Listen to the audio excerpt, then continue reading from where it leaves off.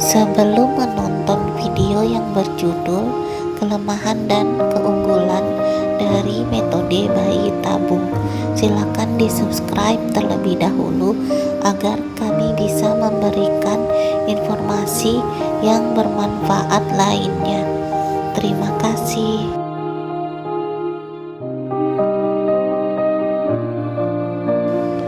Berikut ini kelemahan dan kelebihan dari metode IVF atau bayi tabung. Berikut ini kelemahan dari metode IVF atau bayi tabung. Pertama, proses penyatuan sel sperma dan sel telur.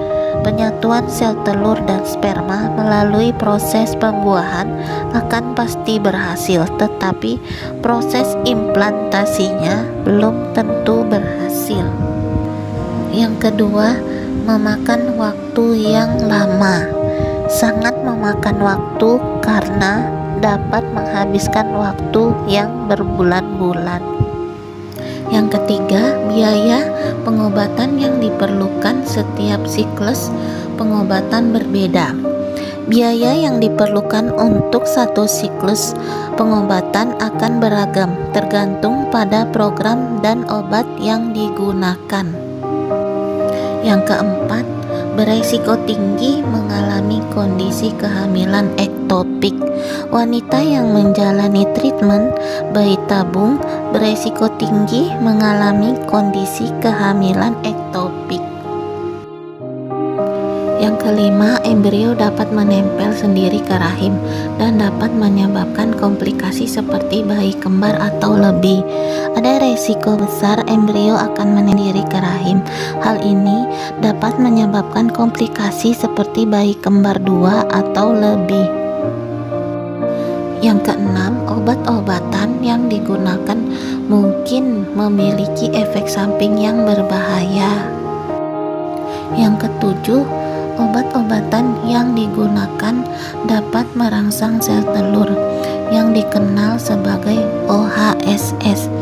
Obat-obatan yang digunakan untuk merangsang sel telur dapat menyebabkan kondisi yang dikenal sebagai OHSS atau Ovarian Hyperstimulation Syndrome yang mengharuskan mendapat perawatan di rumah sakit sampai indung telur kembali normal. Yang kedelapan, mahalnya proses pengobatan IVF atau bayi tabung. Mahalnya pengobatan IVF ini karena berhubungan dengan proses pengobatan yang membutuhkan beberapa siklus metode bayi tabung. Yang kesembilan, nyeri akibat penggunaan obat-obatan selama prosedur IVF atau bayi tabung.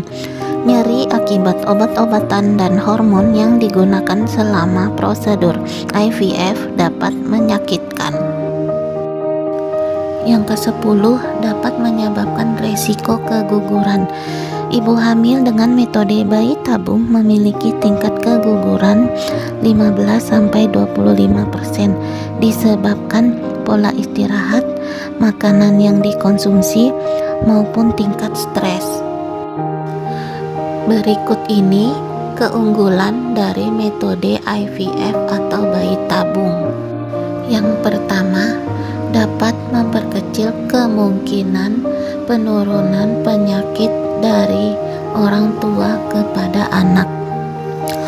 Konsultan fertilitas Fakultas Kedokteran Universitas Indonesia di Rumah Sakit Cipto Mangunkusumo atau FKUI RSCM, Dr. Budi Wiweko SPOG, mengatakan program bayi tabung dapat memperkecil kemungkinan penurunan penyakit dari orang tua kepada anak.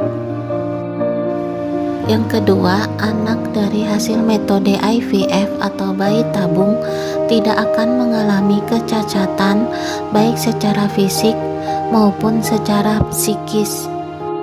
Yang ketiga, dapat menghasilkan beberapa embrio dari metode IVF bayi tabung dan dapat mengandung bayi kembar. Dari metode bayi tabung bisa menghasilkan beberapa embrio sehingga memungkinkan seorang istri untuk dapat mengandung bayi yang kembar. Yang keempat, embrio bisa bertahan hingga 30 tahun lamanya. Embrio merupakan hasil pembuahan sperma terhadap sel telur yang dilakukan di laboratorium dan bisa disimpan dengan suhu 196 derajat Celcius. Dan apabila pasangan suami istri ingin memiliki anak lagi, embrio tersebut yang akan disuntikan ke dalam rahim. Yang kelima, bayi yang terlahir dari metode IVF atau bayi tabung cenderung memiliki fisik yang lebih kuat. Yang keenam, dapat menentukan jenis kelamin yang akan dipilih. Sperma yang memiliki kromosom tertentu bisa menentukan jenis kelamin karena akan dipilih sperma yang memiliki kromosom tertentu yang sesuai dengan jenis kelamin manusia. Yang ketujuh, dengan metode IVF atau bayi tabung ini, treatment yang dilakukan dapat dipastikan sperma dan sel telur dapat bersatu. Treatment dari metode bayi tabung memiliki kemungkinan yang cukup besar untuk dijalankan pada orang tua yang kurang subur, karena dengan metode ini pembuatan sperma dan sel telur dipastikan dapat bersatu.